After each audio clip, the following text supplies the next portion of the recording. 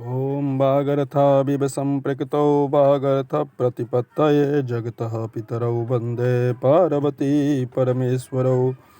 बच्चों, मैं गोपाल ठाकुर, सहायक प्राध्यापक व्याकरण, लक्ष्मी नारायण रामेश्वर संस्कृत महाविद्यालय, जयदेवपट्टी से बच्चों ऑनलाइन कक्षा के माध्यम से हम उपस्थित हुआ हूँ।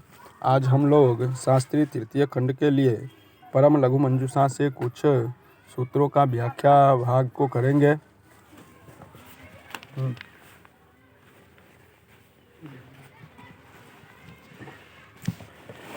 आर्चार्जवस्तद विशेषेण दृष्ट्यार्थे कुकर्मसु दृष्ट्यार्थे कुतुल्यत्यामलेच्छम प्रयोगिनम।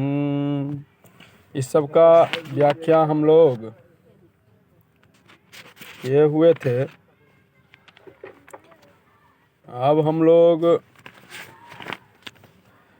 इसका कुछ हिंदी शब्दार्थ को जानते हैं। कहते हैं कि व्याकरण शास्त्र प्रतिपादत्वम पुण्यजनकत्वम च साधुत्वम तद्विपरीतत्वम साधुत्वमित्याशयः।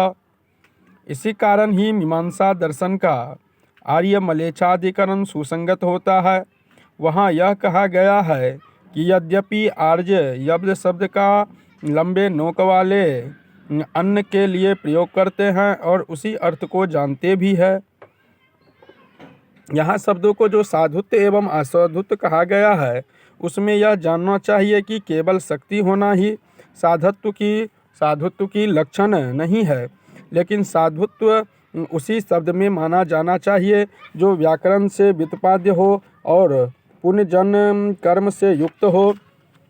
व्याकरण के द्वारा व्युत्पन्न न होने पर भी शिष्टों के द्वारा प्रयुक्त होने के कारण उसमें पुण्यजनकत्व है। जैसे प्रखोदारादि शब्द यथोपदिष्ट इसलिए हो जाते हैं, सिद्ध नहीं किए जाते हैं कि जिन शब्दों में व्याकरण व्युत्पत्त पादत्व ही जिसका प्रयोजन पुण्यजनकत्व अथवा अशिष्ट प्रयुक्त भी है, जिसका प्रयोजन है वही शब्द साधु है। उसमें भिन्न शब्द साधु है।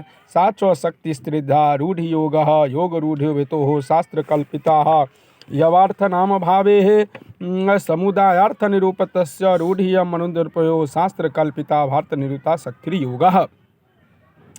अब कहते हैं कि योग रूढ़म व्याख्यायति शास्त्रादीनां शास्त्रेण व्याकरेण कल्पिता विवक्षिता।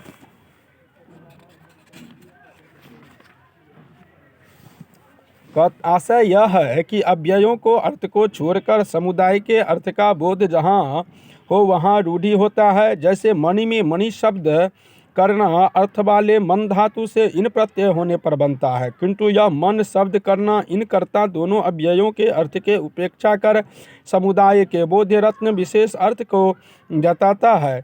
अतः यह रूढ़ि शब्द है। जहाँ अव्ययों के अर्थ का ही ग्रहण हो वहाँ योग शक्ति होती है। जैसे पाचक में यह शब्द पच अर्थात पच धातु है। पकाना इसका अर्थ है। धातु से कर्तर्थ में नुबुल प्रत्यय होकर बनता है और दोनों के अर्थ को लेकर चलता है। पच पकाना नबुल करने वाला, पाचक अर्थात पकाने वाले, अतः नबुल का नबुल प्रत्यय लगते हैं जो करने वाले के अर्थ में होता है।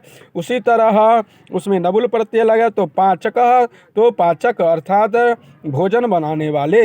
अतः यह शब्द योग शब्द है। जहाँ अव्ययों के अर्थ से युक्त विशेषभूत अर्थ को बोध हो, अर्थात अव्ययों का अर्थ विशेषण हो और समुदाय का अर्थ विशेष हो, वहाँ योगी रूढ़ शक्ति काम करती है। जैसे पंकज शब्द में पंकज शब्द बनता है। पंक के जायते इति पंक, तो जन ङ से जहाँ पर पंक का अर्थ है कीचड़, जन का अर्थ है जन्म लेना, ड का अर्थ है करने वाला अर्थात कीचड़ में जन्म लेने वाला, यह हुआ विशेषण भूत और अर्थ उससे विशेष भूत अर्थ है कमल। अतः पंकज शब्द कमल अर्थ में योग रूढ़ शक्ति है। कोई पंकज शब्द कैरव आदि अर्थ में योग शक्त मानकर पंकज अर्थ में लक्षणा मानते हैं, लेकिन वह ठीक नहीं है, क्योंकि उसमें पद्य अर्थ में न तो अन्वय की अनुपत्ति होती है और न उसको वाच्यार्थों से संबंध ही बैठ पाता है। लक्षणा के लिए उक्त दोनों ही तथ्य आवश्यक है, जो कि इसमें नहीं है। यह कि यह कहीं को तात्पर्य के ज्ञाप होने से केवल रूढ़ि का अर्थ कहीं तो केवल योग अर्थ का पक्षपाती होता है।